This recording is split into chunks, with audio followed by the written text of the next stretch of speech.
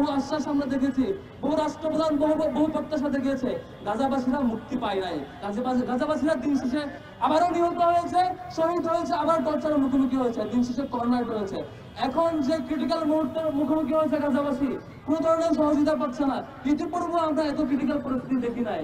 আমরা বাংলাদেশ সরকারকে আহ্বান জানাবো, এই ঢাকাকে আমাদেরকে অবশ্যই গ্লোবাল সলিডারিটির হাব বানাইতে হবে।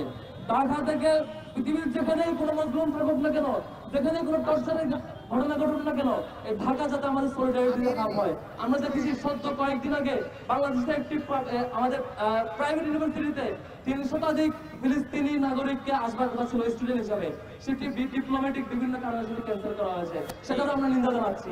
চট্টগ্রামের সেই একটা বিশেষ প্রাইভেট ইউনিভার্সিটির ৩০০ শতাধিক স্টুডেন্টকে ফিলিস্তিন থেকে বাংলাদেশে আসার পিছনে যারা বাধাধরি করেছে সেটিও ক্ষতি দেখা দরকার। শুধুমাত্র এটাই নয়, ফিলিস্তিনবাসীকে আরো যতভাবে বাংলাদেশ গভর্নমেন্টের সহযোগিতা করা দরকার, সবকিছু বাংলাদেশ সরকারের থাকা উচিত ছিল। সেটি আমরা ব্যর্থ হয়েছি, সেটা আমরা দেখি নাই সফল রেসপন্সটা। বাংলাদেশ সরকারের সরব রেসপন্স আশা করি।